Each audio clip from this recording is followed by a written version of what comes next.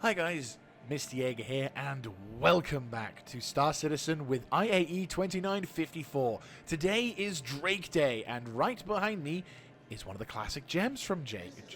Yes, it's Drake Day. Hello, Jake. No, it's Drake Day. So, Drake Interplanetary, a famous or rather infamous, depending on your particular stances on piracy, ship manufacturer who has created a vast array of incredibly nice, very utilitarian vessels whose sole purpose is to, well, their purpose mix from being heavy combat vehicles all the way to heavy cargo haulers, such as these. This particular one is one of the oldest on the group, and and I'm not going to say a little bit of a sad, well, I say sad story, but I think it's more of a honorable heritage sort of thing. But this particular ship used to be the pinnacle of cargo transportation.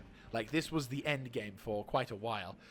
But bit by bit, we got to a point where other ships started to come into the fray, and we now find ourselves in such a position that while this vessel is no longer the king of the roost, she is, however, the queen of the roost, but she is, however, still a very efficient and very effective transport. So, going into the main internal base systems for this, and I have been utilizing this ship quite a bit since Invictus. I've been able to do quite a lot of salvage runs, I've done some of the blockade stuff, and I've had myself a whole hoot of a time, which is pretty cool. So, we're just entering into the tractor beam part of the ship. What's this? Rapid decompression without protective gear. And sometimes fatal hazards. Yes, sometimes being sucked out into the vacuum of space can have occasional fatal values. Of course. But yes, as you can see by the internals, this vehicle is very much a case of utilitarian to a T. And I do like that. It's part of the charm of the Drake Interplanetary. It's often the butt of many jokes, namely about insurance, but at the same time... Sorry, I just imagined someone insuring a Drake Interplanetary craft.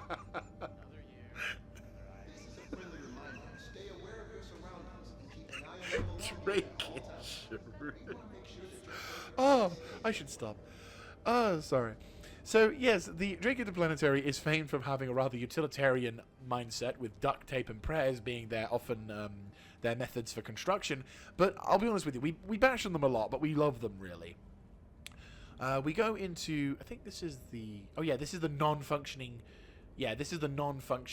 docking port thing, but that is, it's there, which is cool. But no, so one of the main pulls of the Caterpillar is this. It's cargo/modular bay. The reason why I say this is because each of these 4 side passages, with the frontal passage as well, but that's a separate style system, each of these systems can and will eventually be a modular level, which will allow you, let's go into the ground level, will allow you to customize these. So you'll be able to install a module that will be very different from one. You could have a, if we go back to the start, we could, oh, bollocks. If you go, we'll go for the side then. But basically, you could have a field construction on one, so you could have like a agricultural section on one, a medical facility on the other, a racing facility on this point, a mining facility for this point, and that could be where we store all the cargo. At the moment, the Caterpillar is primarily a large cargo vessel, carrying up to 576 SCUs worth of cargo. Now, I do want to also highlight just a little tiny thing going back to the RSI day. The fucking entirety of this ship is what the Polaris can carry.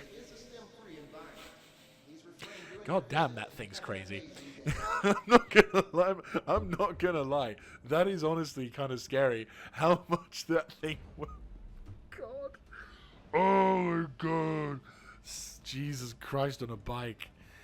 But yeah, so that is the entirety of the cargo hauling element towards this, which is what makes this particular vehicle such a good vehicle to work with. Now, there are a couple of disadvantages that I will add on to. First of all, this vessel is an older design, which means some of the quality of life features that we have come to expect from the more recent releases aren't really that present, namely being streamlined style design philosophies. In a sense, like Drake is this is very streamlined, but it's still, you can see a couple of the old, cobwebs on the side here. The other thing, which is personally my personal grudge bear, is these railings. Now, the reason why I say that is because whenever I'm trying to put shit in the cargo bay, the cargo bay is difficult to put shit into at the best of times, and these sodding railing systems prevent you from getting at least another few boxes worth inside the ship. So if I could do anything, if I could change only one thing about this ship, it would be these railings. I would move these railings all the way to the main panel, so that way you could get an additional, because that's like at least a foot's worth of room. So if you can get like 1 foot back from all of these things, you could easily store an additional size 1 box or a size 2 box or whatever. But yeah, that's pretty much the element on that one. This also is kind of one of those, you need a multi-crew to kind of get the most out of this, but you can still kind of solo it. It's going to be a bit of a pain in the ass to do this when the engineering side comes into forbearance. Like, I probably would need someone on hand to help when it comes to combat if I'm going into a hot zone. But then again, this vessel is, yeah, it can handle itself fairly well, but it is still it's still somewhat limited, which can be problematic. But going on into the next phase, this being we're going to be moving from the main ship to the other side of the ship, which is famous. This is the tractor beam sort of thing. So underneath this wing, there is a tractor beam that will allow you to move a fair amount of boxes in and out. And normally this is the kind of thing you want to use when loading cargo in. You either want to do like a salvage run and have like multiple vultures kind of come alongside the ship. It's not the first time anyone's thought of this, but we have done some things in the past when the vultures come through, where you have a vulture sort of parking here, and then you sort of move towards the back of this particular point, and you'll be able to get. I might even just put a photo of that. So editor note. I'm just going to make a noise for my future self to remind me to put a photo of the vultures when we're doing a salvage operation for that. Anyway, we're moving into the next reason why this thing is so unique, which I'll actually get into the pilot seat just to showcase. Pilot seat, hop in. Yes, glorious. Okay, I'll do that. So the other reason why this particular vessel is so unique, if you gander at the white line in between the bridge and the ship, that's not the bridge. That is the separation section for the command module. The Caterpillar has a bit of a different system when it comes to its bridge/control systems. It actually has a command module which allows the user, I'm going to end up having to like zoom back, there we go. It has a command module which, if and when the captain wants to do that, he can actually detach that entire command module from the ship and fly off and do whatever he wants. Famously, there was a raid/piracy thing where a bunch of pirates decided to attack a cruise liner, and they rammed the Caterpillar into the side of said cruise liner. Then the cruise line crew were people trying to sort of sort them out, and the pirates were like, "Yo, if you wanna," and the pirates sort of got all the loot and booty and stuff. And whilst the police and advocacy forces tried to push into the location, the pirates saw that their jig was up, ran over to the command module, detached said command module, but beforehand fired the boosters of the Caterpillar, meaning that basically was saying, yeah, do you want to catch us, or do you want to save the people on the ship? And so they were able to get away with a large amount of booty, whilst also, in the command module, while all the authorities were trying to save the civvies on the cruise ship. So famously, this thing has been used for a lot of things, including piracy, which is bad, but at the same time, it's kind of good as well. Oh, there's actually kind of a cool shot there. I may take a photo. But yeah, oh god, there we go. But yeah, so the thing about the Drake Interplanetary, oh, that's a very good shot. Holy shit. That's a good moment. But yeah, so the thing I love about this particular ship, though, is it is pretty much it's still quite applicable even after 324 because you can land anywhere. Yes, it's a bit of a big bastard, so you're going to have to manage on that realm, but you can land anywhere. You can land pretty much anywhere from it, and you can load. God, that was a nightmare.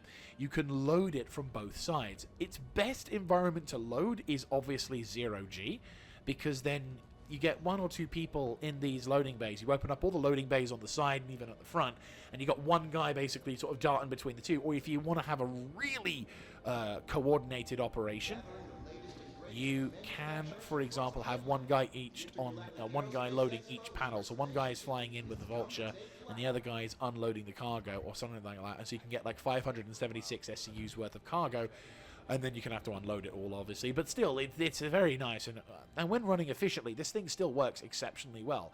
So even though the 324 does in fact has in fact done a number on some of the older design of ships, these things still do have some applicableness.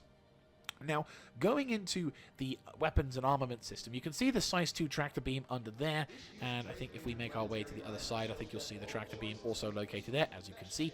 So you can use these two things to get the stuff into it. But you also notice the 2 turrets as well, the size 4 Rhino repeaters, which I'll go to the ground floor for this one, just because the other one has exactly the same defense. So the Caterpillar also kind of has a bark and a bite, which is terrifying if you think about it, because if you get a good couple of gunners on that, you're pretty much sorted. In terms of weapons and armament as well, the Caterpillar has a pair of remote turrets for Panther repeaters, which is on the top of the command module. And then it has a couple of M5A cannons, 2 which you can see on the side here, being the size 3. So the command module less so defended, but that's fine. But the other variant of the ship, well, the other turrets on this ship is what I should say, are actually quite effective and pack quite the punch. So overall, she's a good. I love that thing. The Caterpillar is by far one of the nicer vessels to come out of Drake Interplanetary, and still has its uses many years after its release. So when we're talking about some of the older vessels, of course, now we move on to a vessel that is actually relatively new and has been quite an impressive start to the starter ships in regards to things. This is the Drake Interplanetary Cutter. It is probably not going to win any beauty pageants, I'm not going to lie, but she has a charm in her own particular way, which is a code name for she's fuck ugly, but she works. She is the paper. No, she's not that ugly. She actually looks pretty decent. I do like her. She is a nice vessel. But anyway, this particular ship is actually a really good vessel to start off with, and represents the future in terms of starter ships, or at least when it was released, it was a brand new, brand beautiful ship, and that was released 2 years ago. Jesus Christ, the time flies. But yes, when I saw this ship, I was extremely impressed. You got 2 size 1 Panther repeaters, you've got... do you have any missiles? Oh, you do. 4 size 1 Spark missiles, which I have absolutely no idea where the fuck they are, but still. Maybe underneath, or whatever, but still. 4 size 1 missiles. But the weapons on this vehicle is not really what you're going to be getting it for. The real reason why you're going to be going for it is this. This little cargo bay. It has up to 4 SCUs worth of cargo. And you have the very nice interior as well. So if we open this up, yeah, we opened it up. There we go. So you enter into this vessel, and you have a living accommodation, you have a toiletries area, you have a bed, you have all of the things that you need to get started. Storage cabinet on the right, and then if you're going into the bridge, you have all of the different components and modules and everything to hand, so it's all very easy to grab onto. You have yourself a weapons rack as well as a few other sort of systems. No suit storage though. But that's not something that's entirely surprising. But as you can see here, you have all of the different modules and components. Not entirely sure where they were going to put the engineering screens on or whatever. Maybe it's something that... yeah, maybe it's something that they'll put into it in the future. Maybe they'll turn this into whatever. Like, they'll do something. They will do something, I'm sure of it. But anyway, as we make our way over to the... yeah, there we go. So if we make our way towards the bridge, you actually get a pretty decent view as well, which I really do like. So there we go. So you can see very cool looking visuals, and you get a pretty decent view. I was like, you get a pretty decent view. The other cool thing is if we hit this button here, which has interactable things, though unfortunately it doesn't look like it works as intended, there are armored panels which open up and close down the sides of this particular vessel, which is pretty nice. So especially since they introduced since they announced when they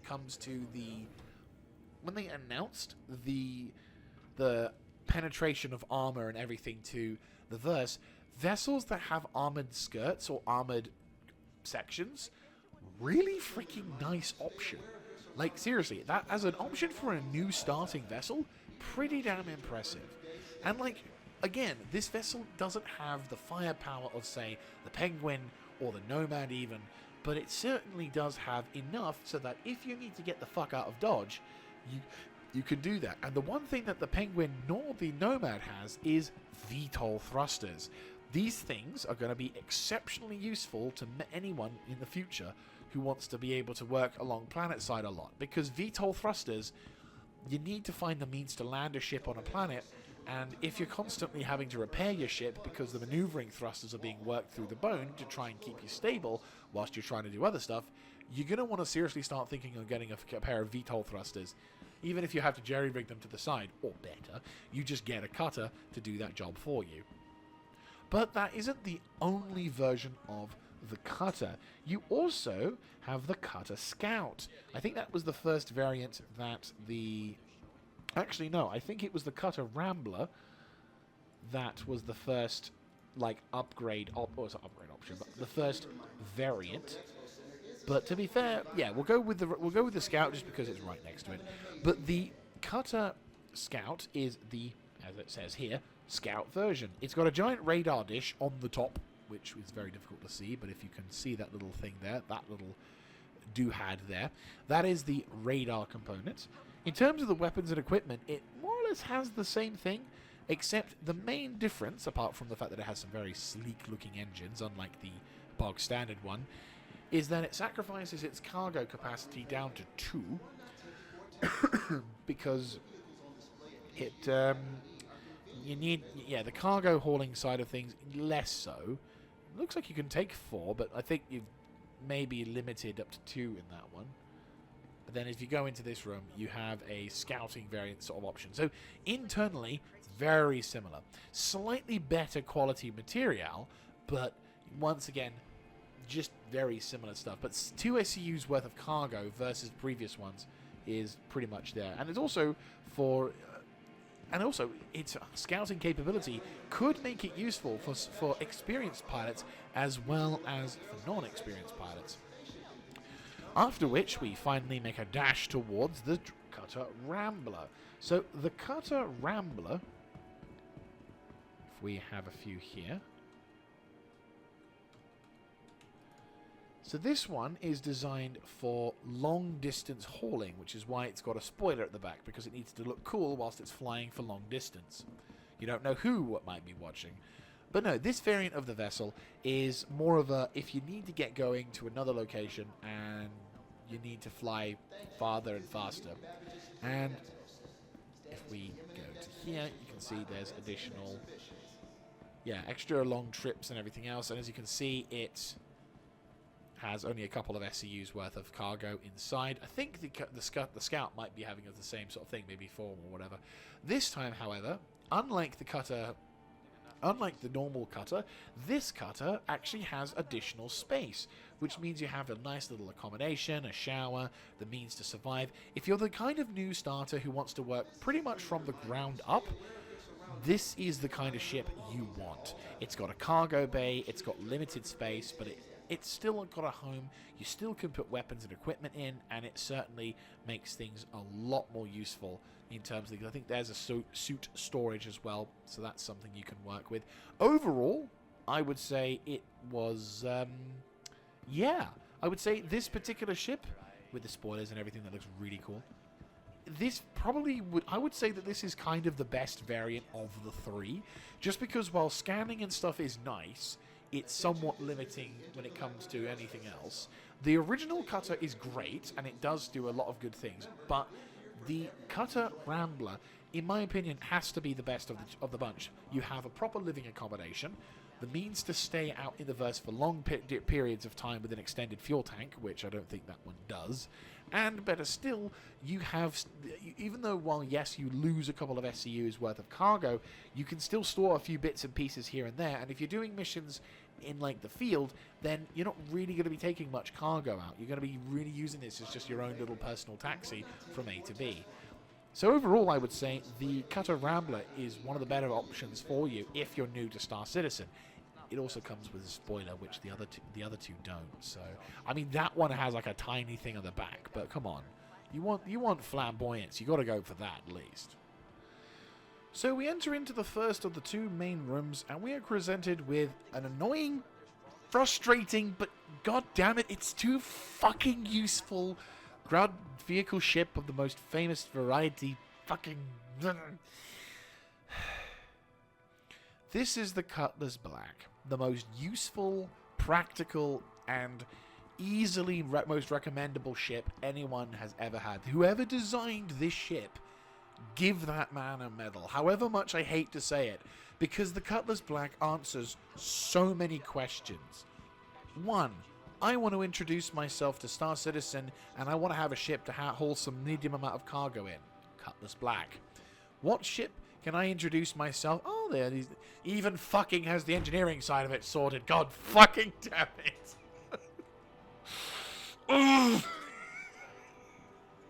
I want to introduce myself to my friend to this game, and I want him to have some fun whilst I learn how to do bounty hunting. Cutlass Black. I want to be able to easily jump out of the sides and the rear and do whatever I need to whilst in 0G. Cutlass fucking Black. And now, I want to introduce the new engineering mechanic in the way that isn't unintrusive, but still allows me to enjoy the process. Cutlass fucking Black! Oh! No, the reason why I get so frustrated is because this thing just keeps surviving and doing well regardless of the patch. You think with new gameplay mechanics and stuff, each ship kind of can get caught out and kind of can suffer. You know, for example, looking back at Misk Day, we found that there were ships that were struggling with the whole new cargo system. But this thing doesn't need to worry because you can open the side fucking boxes and it will work regardless. You think, hey, I want to transport some friends in some fucking seats that can open out and then you can sit on. Because Cutlass fucking Black can do that. And then, of course, you have the wonderful thing, which is, hey, my friend can hop into the turret with the size 3 Panther repeaters, whilst I also do the shooty shoot from the back here. Cutlass motherfucking Black. Like, it's just so useful. It's so frustrating. It's so stupid, I realize. But it answers the question numerous fucking times. And it's so annoying. It's like, can you be shit at something? Like, it's got 8 size 3 Arrestor missiles, 8 size 2 Tempest 2 missiles. It's got a tractor beam on the back of the vessel. It's got 2 Panther repeater turrets, as I mentioned before. It's also then got 2 size 3 Klaus CF Panther repeaters once again, and it has 2 size 3 Gatling machine guns as well. Like, this fucking thing just works too goddamn well, and it irritates the living god out of me. It's just like the fucking tractor beam at the back. And in terms of visuals, you got some amazing views, so you can easily fly into the thing. It's got VTOL thrusters, so you can land, you can fly and you can land in atmo, and it makes it all the more easier. This fucking ship is just too good. The only thing that's wrong with it is there's a big giant dead space in the middle here. That's practically it. Okay. Doesn't have much internal storage, so you're not, well, it does because the fucking lockers are in there, but you've got a limited amount of space, and so you can only have like 2 crew members. So if you got yourself like 3 or 4 members, then you're in the shit. But everything else is good. The fucking ROC was also paired with this thing, which makes sense. The only thing I personally have a problem with is this ramp. I would make this ramp, instead of it being curved, or having such a steep angle, I would try and adjust it so I would adjust the ramp so it would be a little easier to work with, because it makes getting into this thing an absolute bastard. And it means that if you're taking the ROC out for some mining, then you are going to be struggling to, because this is what it looks. But yeah, no, you are going to be struggling to get the thing in initially, and you're going to be clipping the wheels in. But aside of that, this fucking ship answers the question too many times, and it really fucking annoys me that it does that. Son of a bitch. Son of a bitch. Moving on, though, from the exceedingly frustrating vessel of the exceedingly usefulness, I should say, of the Cutlass Black, we have the Cutlass Red, the most popular of space fix for a limited amount of time at first, and then it became really popular again as CIG reintroduced people being able to respawn on these particular ships. This one is famous because this was the first ever vessel that allowed players to respawn from space into from anywhere, which I think is really cool. So what you can do, so what this particular ship has is the ability to treat up to tier 3 wounds, and it allows players who have been in heavy combat to be pacified and stabilized whilst heading to the hospital, which is pretty good. It also shades its famous side doors for these air docking pods, but everything else is more or less the same. You've got the weapon rack being located over here instead of the other things, so they've shunted up a few bits and pieces, but it's fine. The weapon systems are like slightly different. Cutlass Red has 2 tier 3 medical beds. The scanner system as well, the tractor beam and everything else is more or less the same. Weapons and utility, it doesn't have the turret at the top. Instead, it has like a searchlight and stuff. So you just have the CF Panther repeaters and the Mantis Gatling guns. So same weapons for the pilot, but you don't have the ability for the gunner to have a seat and to do stuff, which is fair enough. As we make our way across to the other side for that matter, quickly nip to this little thing. The Cutlass Blue, which is the vessel to the left, is the Drake Interplanetary's attempt at trying to seem less pirate-friendly. As the reason why, for those who don't know, the reason why Drake Interplanetary are so infamous amongst certain groups is because, famously, the CEO at the time stated that, well, two things. First, a lot of pirates and a lot of criminals would utilize Drake Interplanetary ships, and it didn't really seem like from the outside that Drake Interplanetary was doing anything to stop the pirates buying these ships. And then famously, the CEO at the time exclaimed in a recorded, she wasn't aware that she was being recorded, but she basically exclaimed during like one of the meetings that she didn't care who bought these things, so long as they were paying customers, she would sell it to even like Xenothreat. And yeah, didn't quite go down very well. The outrage from the PR department was a little bit over the top, and it resulted in her being summarily taken on leave, put it that way. So the Cutlass Blue is Drake Interplanetary's attempts at trying to fix the problem while also providing a ship to the advocacy to hopefully promote some good things. So this particular variant has an advantage because in terms of visuals, because as you can see, big giant glass dome, really useful if you're trying to keep good visuals up. Maybe not the best now that we have the potential for people to be pilot sniped, but still a really good view to have. And the unique thing about this particular thing is that it has a quantum dampening device. So if you're trying to catch a ne'er-do-well or a fairly nasty crook, you can actually get itself fixed and sorted and stop them from escaping, which is why you've got these little pod things with the containment field inside. So the criminals basically get caught, they surrender, or they get knocked out. You then put them in the pod and move on. Now, the only time the Cutlass has ever faced any kind of advocacy, so any kind of animosity amongst the Star Citizen players, was when CIG released what was known as the Cutlass Steel, which was not a very good name, because the Cutlass Steel is a military-esque variant of the Cutlass Black, with a high amount of weapons being implemented on well, everywhere, effectively. You've got repeaters on the top, 2 size 2s. You have a size 1 Mantis gun. This particular middle section became a drop ship, so you could get a shitload of troopers in. So there is a use to this particular thing.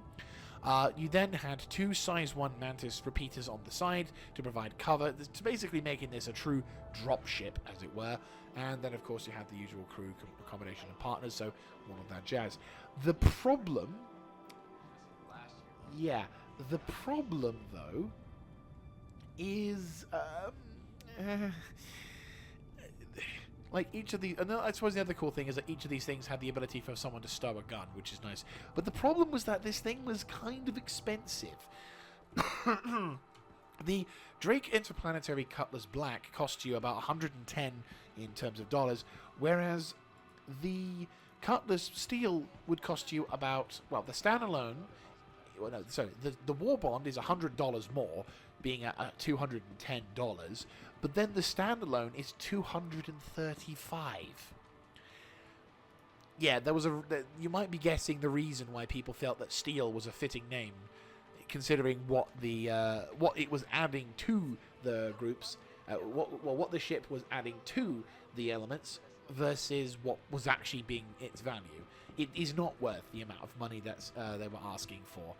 It's not a bad ship by any stretch of the imagination.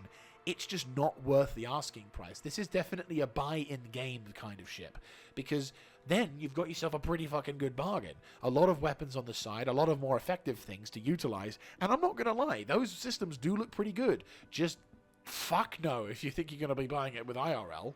As we approach the slightly angled, apparently, vessel in the middle, we are presented with probably one of the more useful vehicles to come out of the Drake Interplanetary lineup, and something that I think many players will agree is probably one of the better ships, if not the best ship, to come out of Drake Interplanetary recently. I am, of course, talking about the Vulture. The Vulture is a single-seat early introduction to salvaging, and is one of those vessels that, I'm not going to lie, I love the shit out of. It has a lot of charm, and also it kind of sort of looks like the Venture ship from Eve, if you've ever seen one of those. Purely speculation, of course, on that particular part, but still, this ship looks absolutely gorgeous, and I do like it. I like it a lot. It has a lot of versatility, and for anyone who's good at wanting to get into the whole salvaging sort of thing, this is probably the best vehicle for it. And now even more so, since the introduction of physicalized cargo, you can actually make quite a lot of money just by using this one ship. It's not that surprising that the in-game price for one of these things is above $1 million, because the amount of money you can make from this thing just from just this fucking ship alone is ridiculous. Oh my god, yeah, sure. It sucks that you have to manually go into this thing once every 13 SCUs and try and jerry-rig all of these boxes, the size 1 boxes around, but at the same time, if you can get about 4, 5, 6, 7, 8 loads, I have legitimately had days where I have spent doing nothing. I've had days where I've done nothing but salvage, and I've been able to rack in a good $1 million and a bit after doing like a full load when it comes to loading, when it comes to getting cargo. It is ridiculous how much you can get out of this thing. In terms of its usability on the salvaging side, well, other than salvaging, it's got its own little suit system, as well as easily reachable components, which is good because you need them. You've got the little CV thing over there, you've got the quantum drive, you've got the life support, cooling systems and whatnot.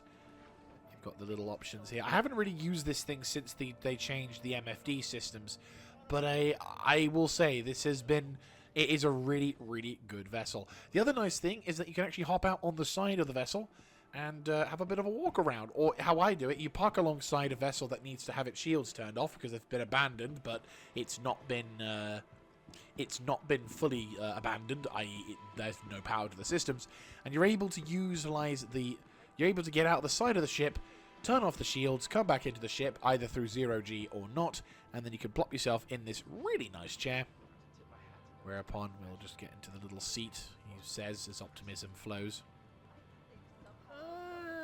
Come on, let me in. Let me in. No, let me in.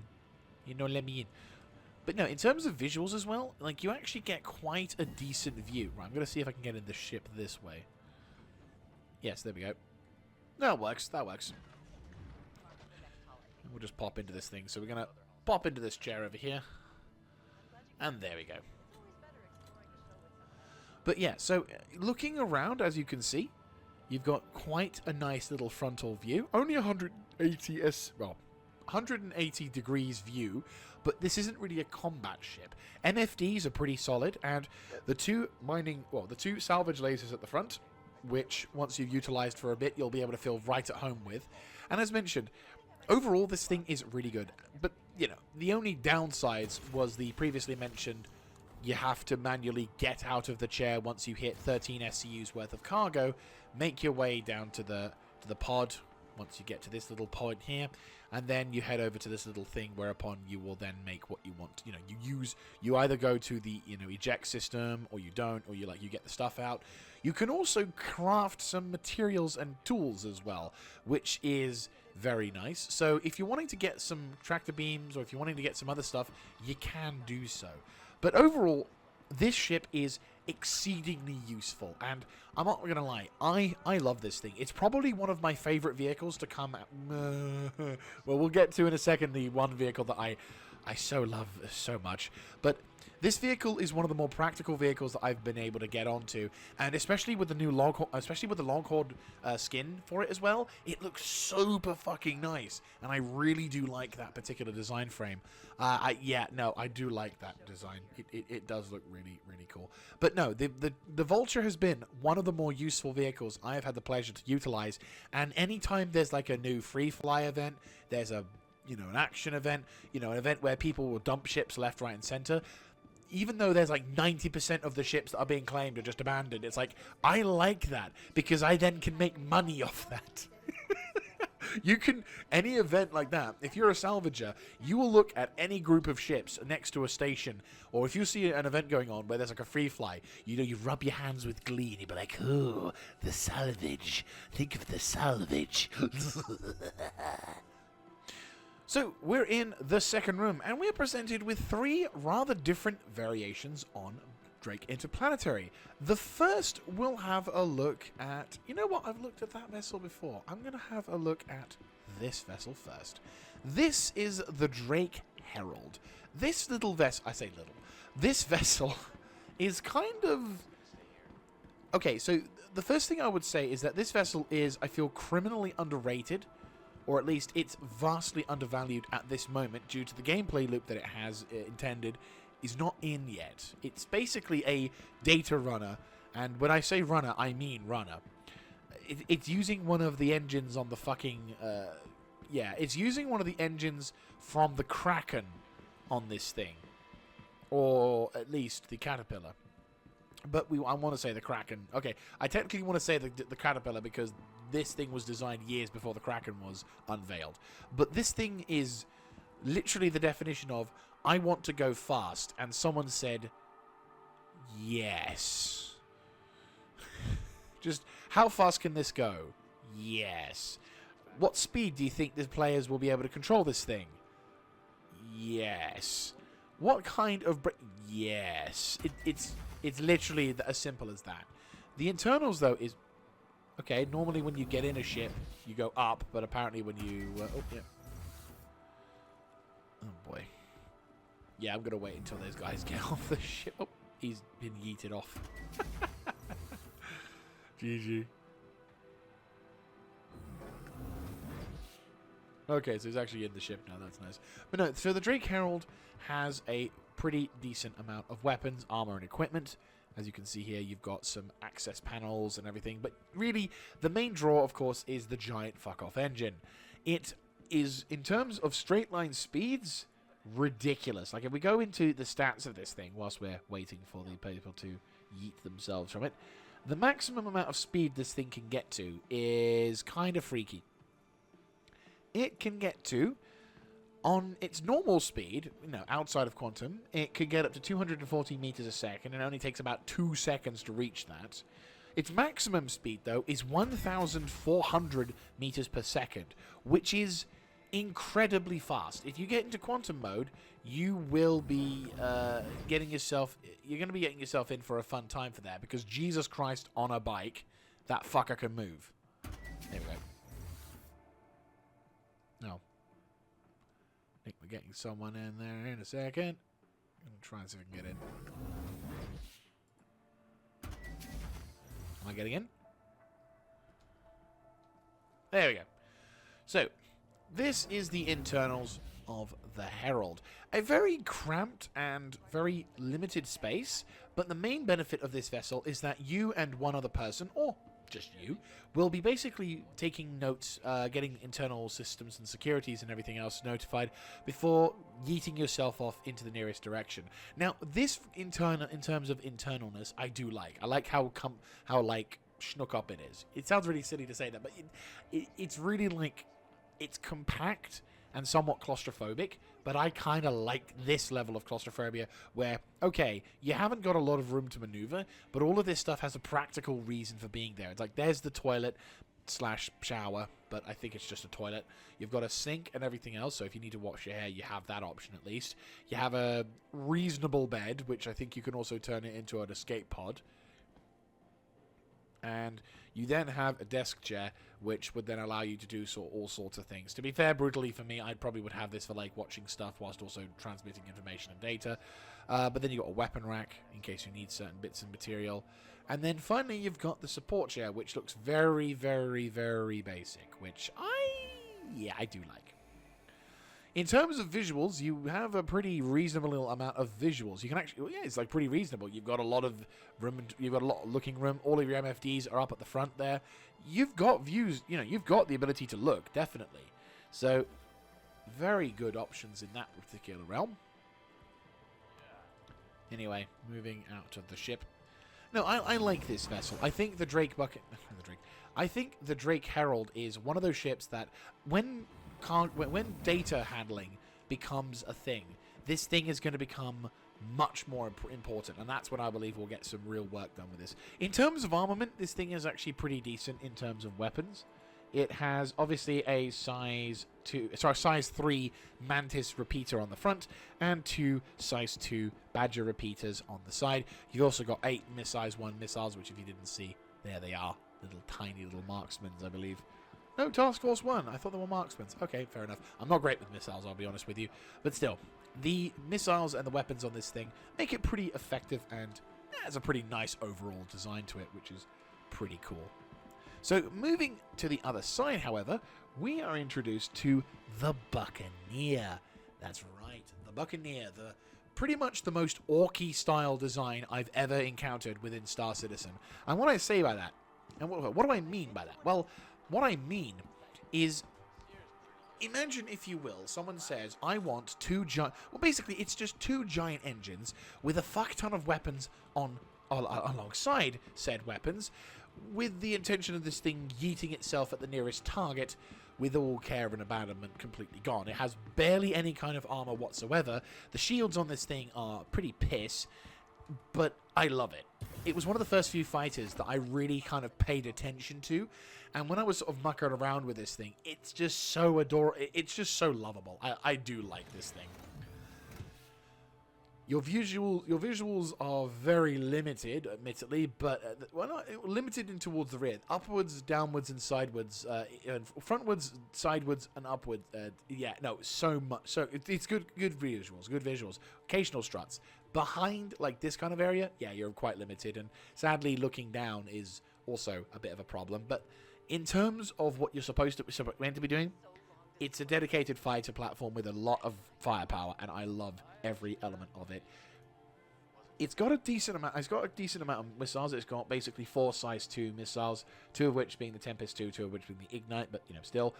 You've then got a size 4 Revenant Gatling on the top. You've then got 2 size 3 Panther repeaters, followed by 2 size 1 Gatling guns on there. So this thing is armed to the teeth, and it can go extremely fast. If I go into the speed side of things, this thing can also go 1,400 meters.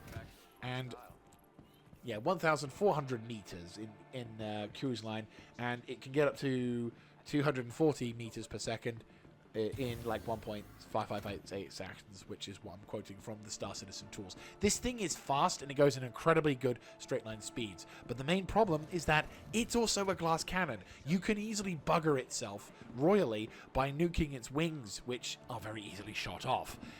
Overall, I really like this fighter, but I also can appreciate it's a glass cannon in every essence of the word. It's adorable though. I do like blowing it up, but still. If it wasn't for the fact that I moved on to things like the Hornet, I'd still be using it today. I did have it for a long time as well. I very much enjoyed my time with it, but then the Hornet found me. It's really difficult to move on after that. So we introduce ourselves to the Corsair. Lovely visual textures there, but hey ho. No, so the Corsair is an absolutely... Well, okay, I'm going to say this. I like the visual style of the Corsair, but I can also appreciate that it does get some getting used to, because when I first saw this thing, I kind of thought it was ugly. Like, I didn't think it was that visually impressive, but as time went on, I did kind of start liking it, and I did sort of find it very interesting. The Corsair is the answer to the Carrack in terms of expeditionary style vessels. It has its own little particular swing to it, and I think that's what we need to have inside Star Citizen, because while it's nice to have one of the big ships and do whatever, having different variations means that people can experiment and get the most out of the value. These kind of vehicles, I would say, are far greater in terms of introducing your friends to Star Citizen while not really causing them too much grievance and pain, which is pretty nice. So as you can see by the wing as well as the side elements, you do have quite a fair amount of armament. And as we make our way into the cargo hold, which you can carry up to 72 SCUs worth in that, you can also have quite a lot of storage capacity. You can have a gun rack, you can have 2 big gun racks, 8 armor lockers. It basically allows you the ability to do a lot of... Well, if you have an operation in mind and you want to bring some things along, a lot of the time when you use these things, an Ursa rover is utilized in the cargo bay as well as other things, or a ground vehicle of some description is pretty much there. But still, in terms of that, you can get a pretty decent visual. You've got some very nice internals to look at through here, as well as storage. You then make your way to... I fucking knew it. I always knew the engineering side of things would be here. But yeah, so you have the engineering section inside the internal point where this little mainstay is located. And here is the loading/armory, which is pretty cool. So you've got a bunch of suit rooms, you've got a bunch of weapon racks here, quite a lot of air storage capacity. And as we make our way towards the mess with the TV of God, apparently, you've got the internal systems here, which has limited storage capacity, limited amount of people can sort of live in here, and there's some utility utensils and everything. And look at the fucking glow that TV is causing. Jesus Christ. That is severely bright. Anyway, moving to the rear of the thing, you can actually get your own little suit lockers in here as well, which is pretty nice. This, on the other hand, is one of my personal favorite features, which at the moment, for some reason, isn't working, which is a shame, but I'll go into descriptions about it later. You have access to the tow turrets, both of which have size 3 Panther repeaters. So you have 2 turrets with... Where is it? Yeah, the turrets from remote turrets. You get the remote turret, which is at the bottom there, which we'll get to in a second, because that was a recent change as well. But we have access to these little turrets, which I'll just pop into this one. So on both, as you saw before, both sides of these turrets. Yeah, you go. So you get 2 turrets in this particular thing, which are on the side here. And these will basically give you extra additional levels of firepower. And what's really useful about this is you can actually twist these to be at 90 degrees to the right and be able to provide additional fire support in tandem with your commander as well, which is pretty cool. So these things, I would say, when it comes to multi-crew gameplay style, this vessel is extremely good at giving that in terms for like immediate access to support. And then, of course, here is the captain's room with all the fancy pants. So recently, this vehicle has undergone a bit of a change. So previously, all of the weapons on the front of the ship were under the pilot's control. However, now, which if we hop into the pilot's seat, you can see the visuals there. Here we go. So very impressive amount of view, decent image on the top, struts are a little bit obstructive at some points, but still, it's actually some decent stuff. Can I actually extend the wings down? No, didn't think so. But yeah, the other weapons that you can utilize on this one are 4 size 5 M7A cannons. Then you got a couple of gimbal mounts, and then a few size 4 M6A cannons. But the other element, which if we pop out to here, and we then go into the co-pilot seat, this actually now is a location for the co-pilot to use some of the weapons as well. Eventually there's going to be a slave turret system to it, but basically now, instead of having all of the firepower to your own, the co-pilot also now has a few things to do as well. And this is the cool thing when it comes to landing and jazz. They get access to some of the nicer tools, which is pretty cool. So overall, I would say this particular ship I really do like. I really do like this particular... This ship is really cool. I won't lie about that. And I definitely feel like it is worth a lot. So this particular thing I was mentioning before, this is the elevator system, which allows you to both get in to the ship from the ground up, but also allows you the ability to get onto the roof of the ship. And it's something that I kind of wish more ships would do, because it is actually quite a cool thing, and also kind of handy to be able to get onto the roof of your ship from the inside. Because then when you want to try and grab onto something, or you want to try and do some stuff, you actually can very easily... Where is the lift elevator here? I think it's around... Oh, there it is, yeah. Yeah, so you get into this lift thing, and I think you can... If I get to this button here, you can call the elevator down, but I don't know if the elevator's working. There are some things I think that this at the moment there is it'd be slightly bugged. But yes, basically the elevator goes down to the ground, which then allows you the other benefit of getting out of the ship without having to go through the cargo bay. But also it allows you to run at the top of your ship, whereupon you can then either hop into someone else's vessel legally or otherwise, and have some hijinks fun along the top side of your ship, which I think I kind of wish more ships would do.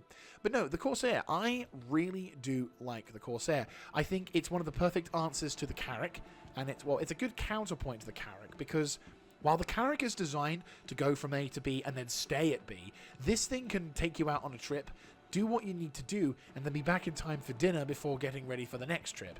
And I think we need to have that kind of variety when it comes to expedition ships, because then when it comes to inventing the next big thing, you may be surprised that a lot of the time these things are not that huge in terms of what they initially thought out as, but the implications of which become the next big thing.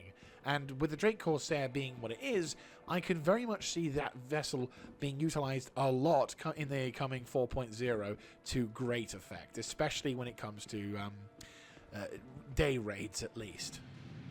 So as we make our way down towards the holodecks, we are presented with the image of one of the classic vessels that Drake Interplanetary have utilized, and also to a degree is the greatest introduction to a skimmer bike I think I've ever seen, which is the Drake Dragonfly. This thing is a rather impressive, but at the moment kind of useless vehicle, which gives you the ability to skim across the surface and get some nice reconnaissance, or be able to do some nice racing or anything else. But the thing that makes this vessel so nice is it's one of the easiest vessels to learn how to skim in, because, well, the wideness of the... I don't even know if I would be actually killed in this thing, but the wideness of these anti-grav reflector plates will basically makes it a lot easier for you to recover from any noob rookie mistake that you might have had. It's really janky how you fly these things. So any vehicle that works with you instead of against you, like the fucking Nox, or I don't know about the hover quad. I actually forgot to mention the hover quad in the previous episode. Fuck. To be fair, it's kind of... I'm indifferent to a lot of these. I don't really talk... to be fair, the amount of time I've spent on these things, I last was on this thing a year, maybe a few years ago, and that is a fact. I really don't use ground vehicles like this a lot, or if at all, which is a shame, but there's a good reason for that. There's no fucking use for them. But if I'll be honest with you, if you are wanting to introduce yourself to skimmed bikes, I would very much recommend the Drake Interplanetary Dragonfly, just because it has a wider grav plate system, which means people cannot die when trying to use those things. It's got a couple of size 1 scatter guns as well, which I remember when used to doing the BSI ops. When I was part of BSI, we used one of the. We did an operation against another clan in a King of the Hill, and we used those to great effect. It was bloody devastation. So the other vehicle we have here is the Mule. So the Mule is designed for loading and unloading and hauling and doing all of those wonderful things. Unfortunately, it's kind of fucking useless at doing them. Literally. It's really upsetting because you can't put the fucking boxes... Okay, so basically this thing has a nice little... We're going to hop into it, might as well. But no, so these little things here are designed to basically lift and move boxes around inside either a station or a base facility or anything else like that. But the problem is that these little buggers don't have enough... They're not big enough to be able to move the boxes through. So if you're really wanting to be honest, if you want to be brutal, you get the CSVM, because that one at least gives you the ability to move boxes worth. Whereas with this, you have to have the tiny little cargo boxes on the side and maybe one SCU box in the middle here. But that's about it. I tried loading stuff from my ship into this thing. I remember taking this out once, and I was like super excited. I'm like, finally, the Mule gets a use. And then it looks at it and goes, I can't move that. And I'm like, you bloody useless fucking thing. I was really quite sad when I realized these things are kind of useless at the moment. Maybe they'll get their opportunity to shine later down the line. But yeah, no, if you're going to use something, if you want to use a ground Vic to move boxes, get an Argo CSV. That actually can move boxes, and it can actually do something for a change. The Mule, I'm sure, will have something going for it in the near future, but right now, not much. As we approach the end of the day, we are now once more at the holodecks, but I'm kind of looking forward to these, because one of the things I have here, Jesus Christ, the man is alive with light. Yeah, that can happen if you spend too much time with the vehicles in question. But one of the two things we have available in the holodeck, I own. So the first of the ships that are available in the holodeck, which, okay, this one I don't own, but I know someone who does. This is the Drake Interplanetary Kraken. This is the most famous vessel in concept for Star Citizen. It's been in development since 2018. So they announced it at the IAE at that particular event, and my god, Emperor, does it look wonderful. Once again, no fucking stairs. Why can't I have stairs? I just want to look at the bloody flight deck. But no. No, so this thing is very famously beautiful in terms of what it operates. It is a carrier. It's a capital class carrier. It's a light capital class carrier, but it's still a capital class. And the basic element is that you fly around in this thing, and you can establish yourself as a base at the beginning. Well, basically, you fly around in this particular thing, and unlike, for example, the Banu merchantman, which can kind of pick itself up and land anywhere and be a merchant place before having to bugger off, this thing, you fly around and you establish yourself as an outpost wherever the fuck you land. And more importantly, you can make yourself far more of a nuisance for everyone by being in a really strategically viable spot and holding off your opponents. I would not lie and say that this combined with a this combined with a Polaris, a Nautilus, and a few Perseus with Perseuses with some gunboat hammerheads, you've got a fucking fleet. Seriously, I would say that the Perseus and the Polaris and the Kraken working together.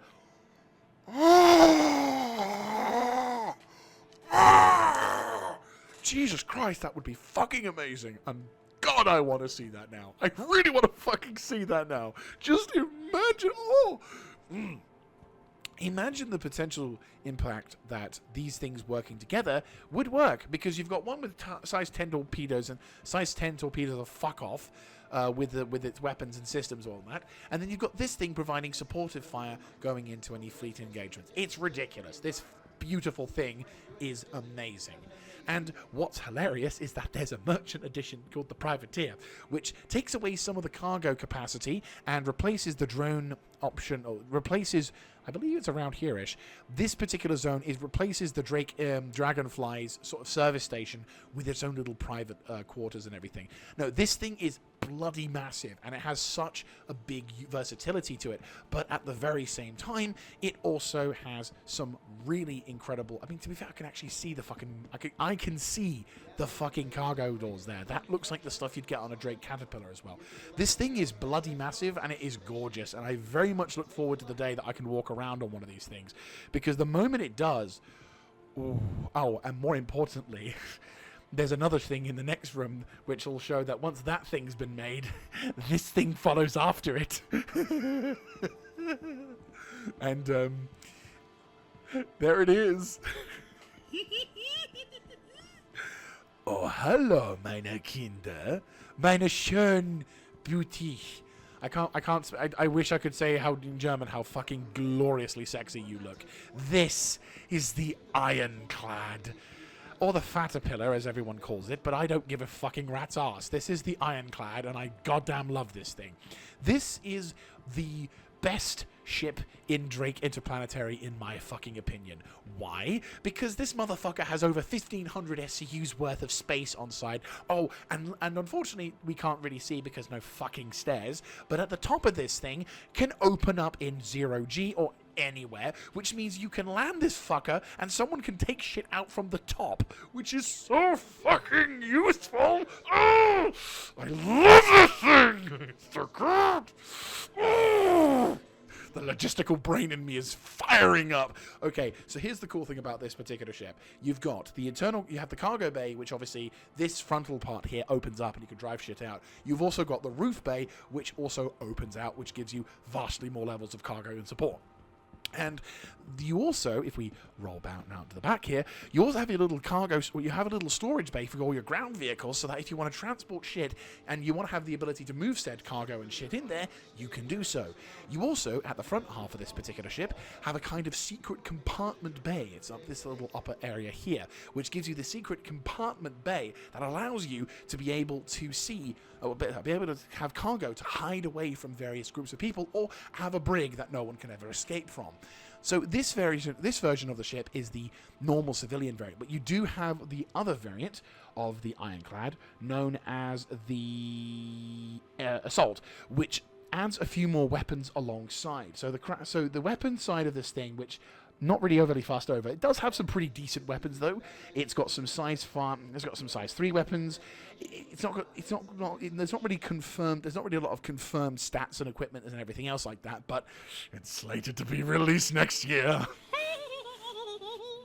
And yes, a number of weapons on this particular platform are increased with the Assault version. Now, one of the other reasons why the Assault version is quite popular is because in the corner section, where I mentioned before about how there's a ground vehicle like storage area, it actually turns into a ground vehicle repair version. Because while the storage capabilities of the Assault version is slightly less, you're merely meant to use this thing.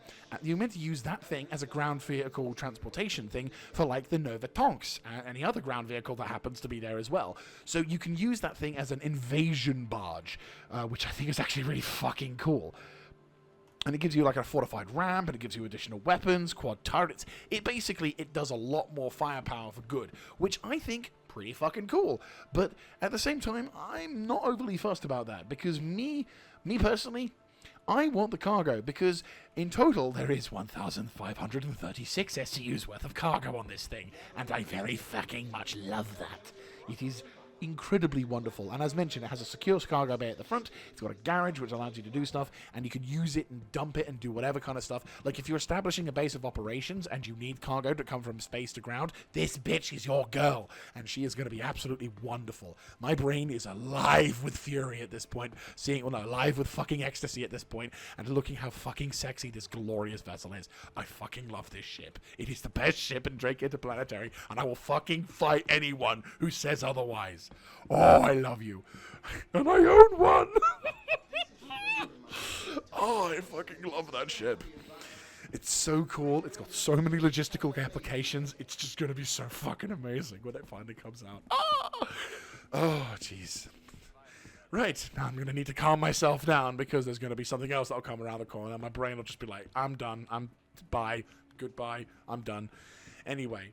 So that was Drake Interplanetary Day, a full-on day full of really cool ships, which I won't lie. I kind of went through a phase where I shat on Drake Interplanetary, but I feel like I'm sort of coming back into the curve. Because when I first started playing this game, I loved Drake Interplanetary. I was a big Drake fanboy. But then other ships came into my life, and obviously Crusader and everything. But now things are kind of... And so I was kind of distancing myself. Then this fucking year came along with its motherfucking ironclads, and my brain was like... Oh, that cargo be sexy. And yeah, now I'm kind of screwed. So, yeah. it's gonna be one of those days. And speaking of gonna be one of those days, unfortunately, the next day is gonna be probably my least favorite. As every year is always my least favorite when I have to do Origin Day. Fuck my life. But still, thank you very much for watching this episode. If you like this kind of content, do let me know, because I want to know why you want to watch this, but still. But if you see any kind of ship you like, or if you want to talk about some of the vessels that I'm talking about, by all means, let me know in the comment section down below. I do like talking about ships in this game. It's one of my favorite things to do in the About Star Citizen. And yeah, I'll catch up with you all in the next one. This is Mr. Jaeger signing out.